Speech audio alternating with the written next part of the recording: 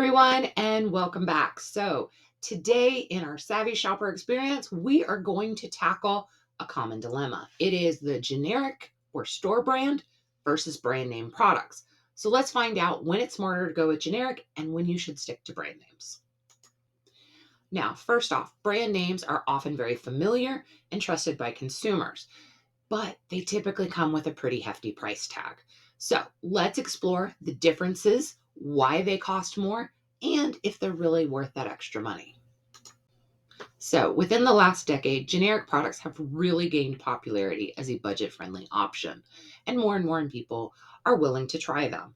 So, how do store brands stack up to their brand name counterparts in terms of three things: price, quality, and overall appeal? Let's dive into that. Okay, number one is price. And this plays a big role in when you're trying to do budget shopping here. Okay. In fact, stores now have added an additional level of generic or store labeled products to be budget friendly.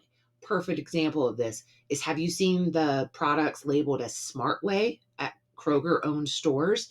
The This Smartway brand is one of the fastest rising food brands because they are even cheaper than Kroger brand. But when I dug a little deeper, Smartway is actually owned by Kroger. So they're just basically doing like a generic store brand. Okay. So, yes, generics can be significantly cheaper, but does cheaper mean cheaper quality, lower quality? Let's check out. In many cases, the actual quality of a generic brand item or a store brand item is just as comparable to the brand name. And what I mean by that is a lot of these are actually made in the exact same facilities. Okay. Now, at Walmart, they have the Great Value brand. Okay. And did you know who makes the Great Value peanut butter, cheese, and dairy products? Well, it's actually ConAgra. And if you're not familiar with ConAgra, they are an umbrella corporation that owns brands like name brands like Duncan Hines, Birdseye, Wishbone, and a ton of others. So if they're made in the same facility as the name brand, that pretty much tells you that the quality is there. But how are they able to sell items under a brand name way higher than the same product under a store brand? Let's find out. So, number three is overall appeal. And it's not what you think it is, it's actually marketing. You see that big bag of money there? It comes in handy in a minute. So, generic or store brand items typically use very simple labels and designs and packaging. Okay. Plus, they don't spend millions of dollars in advertising to tell you about their product. In fact, that big bag of money represents, in 2022, they spent 1.94 billion with a B US dollars on marketing for food products in the grocery store. Now, they are not spending that out of their profit, okay? So, those highly recognizable brands in the grocery store, they are very well paid for, okay? From the fancy packaging to the eye-catching design to the catchy commercials that you see and hear. It's all to get you to remember their brand name and their product, okay?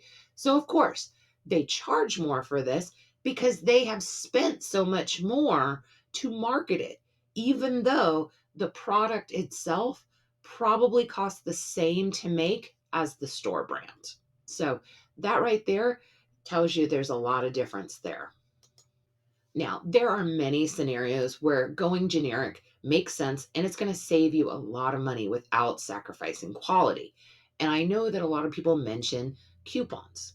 And in fact, sometimes the name brand options are more likely to have a sale or to have a coupon. So that means more savings, right? Not always.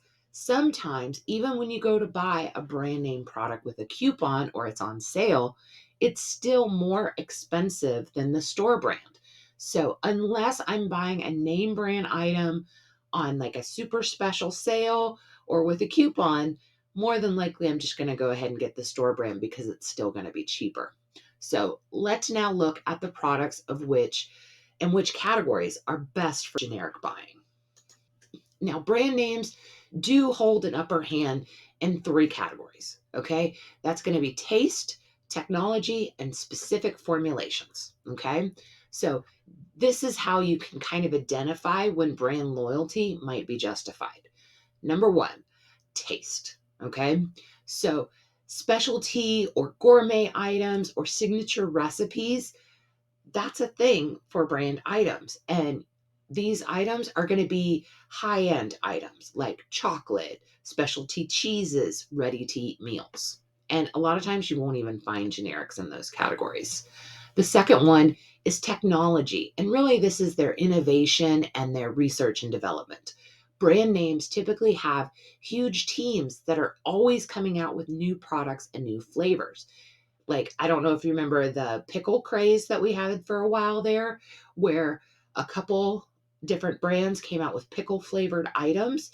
And then within 6 months, everything was pickle flavored.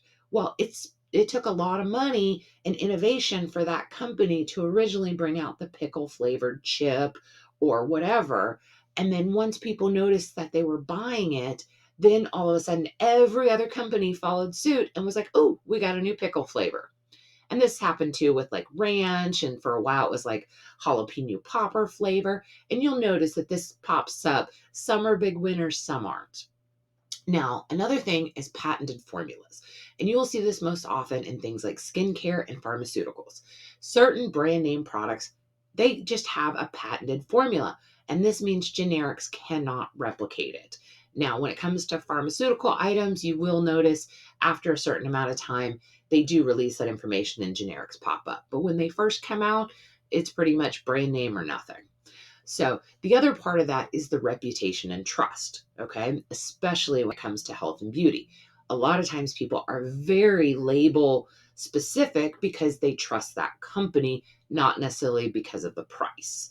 Now, another thing is consistency in their ingredients. Brand names go through huge quality standards to make sure that every batch tastes exactly the same. Whereas your generic or store brands, their consistency may not always be there. So, here are some smart shopping tips that you can do to help decide between buying a generic and buying a brand name product. So, keep these in mind with your budget. First one, compare the ingredients. I can typically tell if a generic item is just as good just by looking at the nutrition label. I look at the ingredients, and if the ingredients are very similar, then I look at the actual nutritional, like the breakdown. One of the big giveaways is if one item has way more sodium than the other, I'm going to choose whichever one has less sodium because sodium is cheap and it's a filler. Second, start small. If you are considering trying a generic brand of something, buy the teeny tiny size, okay? And that's simply so you can taste test it out before committing to a gigantic container because nobody wants to buy the gallon size of generic mayonnaise just to find out that you don't even like it. Okay, that's not savings. Number three, prioritize based on usage. If a product you use super frequently all the time, then consider investing in the brand name if you really love their taste. Okay. If it's an item that you use less frequently, then more than likely generics will work for you. Now, this fourth one is kind of controversial a little bit. And this comes down to a company's ethics and practices. Okay. If ethical sourcing or production practices are important to you, this may help guide your choice. Some brand name companies invest more in the ethical practices than the generic or the store brand counterparts. So keep that in mind. So hopefully this helped you out with the great debate between generic and brand name products. So hopefully with this information, you're ready to make some smart choices and be more informed on your next shopping trip. So don't forget to subscribe and we'll get you some more tips. We usually put out videos twice a week. Now, as far as comments, please leave me a comment below about your experiences with generic versus store brand. Is there anything you just cannot buy store brand? And I'll go first. I've told you before, I'm a huge fan of Chock full of Nuts coffee. Yes, I will buy generic or store brand occasionally, but when given the choice, I'm going with the brand name. What about you? See you later.